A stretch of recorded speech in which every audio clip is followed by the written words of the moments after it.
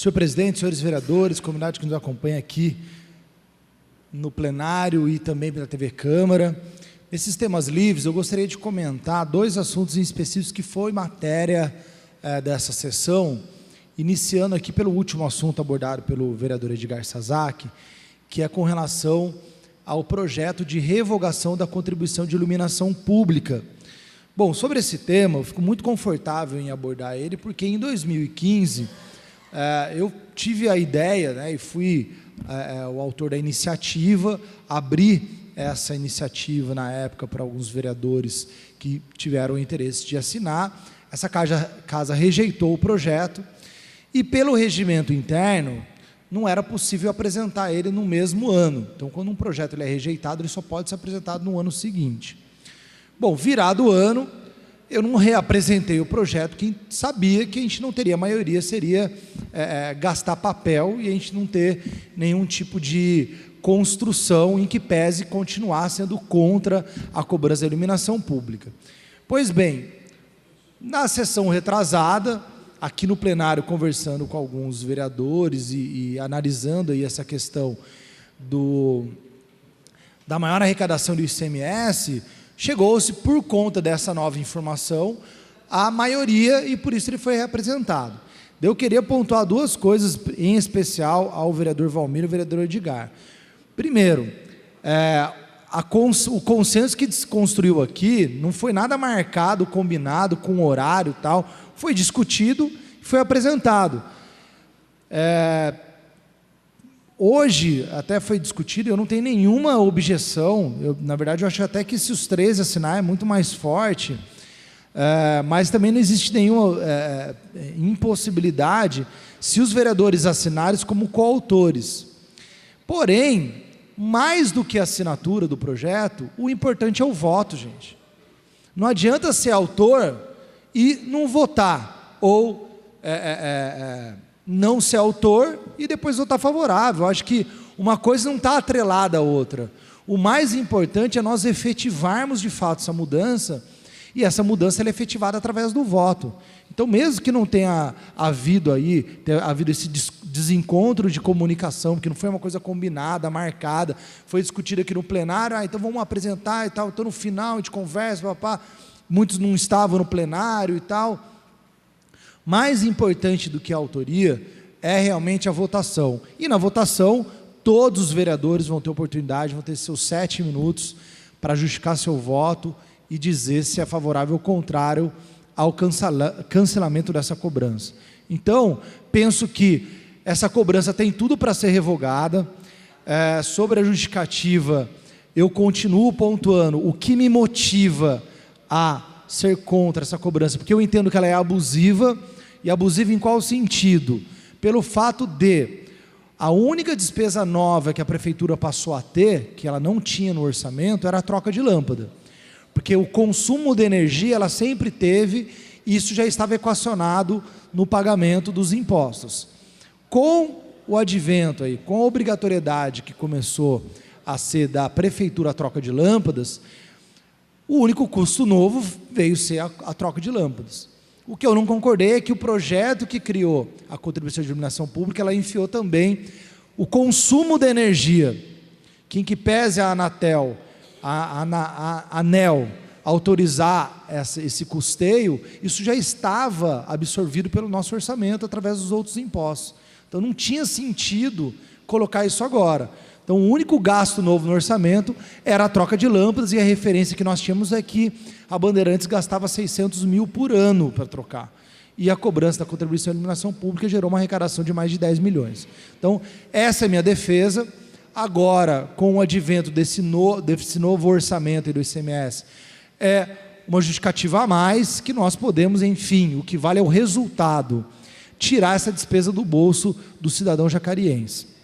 E queria aqui rebater algumas informações que foram ventiladas durante essa semana. Primeiro, não existe nenhuma inconstitucionalidade da Câmara apresentar esse projeto.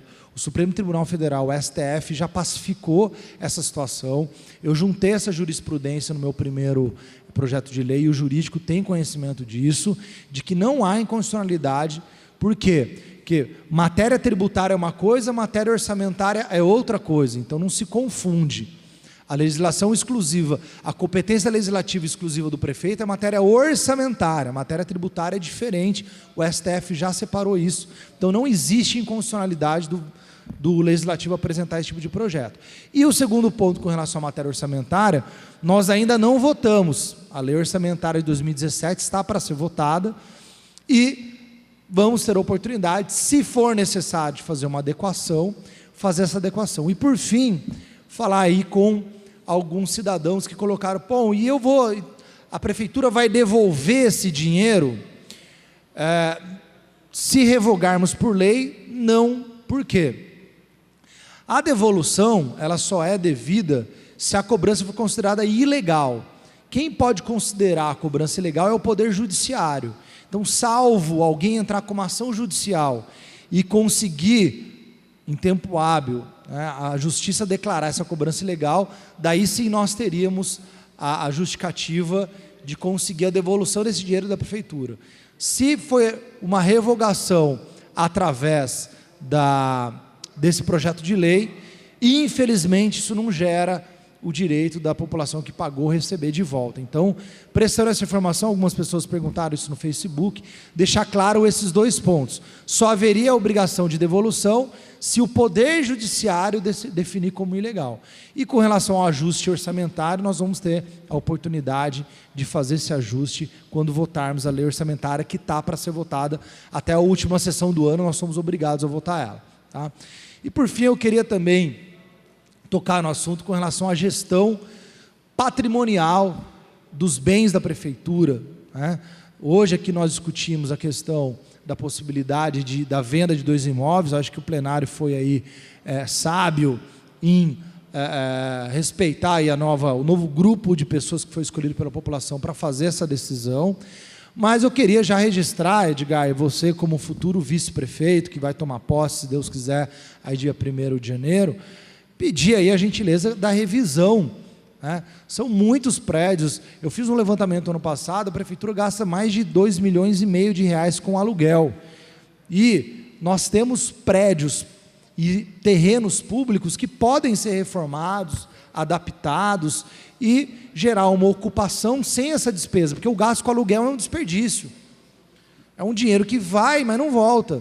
Então, nem que seja de forma gradativa, que parte desse dinheiro, 2 milhões, se eu não me engano, era 2.600.000 reais, possa começar a ser investido na construção de prédios públicos em terrenos que a prefeitura já tem, para que os departamentos da prefeitura vá funcionar nesses espaços e quem sabe um dia a gente possa zerar os aluguéis de prédios públicos, porque sem dúvida o investimento em aluguel, ao meu ver, óbvio que ele resolve o problema de imediato, mas a médio e longo prazo ele é um desperdício de dinheiro público, sendo que a prefeitura tem espaços públicos, foi citada aquela área atrás do SIM, são vários galpões, tem um terreno grande lá, e se levantarmos no patrimônio da prefeitura, existem outros terrenos que ela poderia ocupar, e até mesmo descentralizar.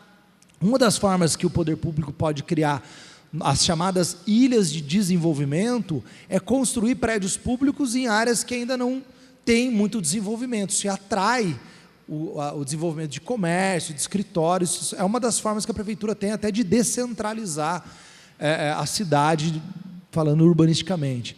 Então, penso que é um momento de reflexão com relação a isso, acho que foi acertada a decisão de adiarmos a votação com relação à possibilidade de alienação, mas acho que é importante a nova administração que assumir, tomar uma decisão efetiva com relação a isso, e friso inclusive com relação à Santa Casa, porque é muito comum as pessoas, algumas famílias no passado, quando morriam, deixar alguns imóveis para a Santa Casa tem imóvel, então por que não leiloar esses imóveis, porque parece que alguns imóveis estão alugados, recebe a renda do aluguel, leiloa, tem imóveis aqui, eu sei que um aqui do lado do meu escritório, aqui na Praça da Matriz, uma região valorizada, já que a Santa Casa não está bem das pernas, leiloa esses imóveis, não é função da Santa Casa fazer gestão imobiliária, leiloa esses imóveis e pega esse dinheiro e aplica na Santa Casa, é um caminho, é uma possibilidade de melhorar o orçamento da Santa Casa. Então,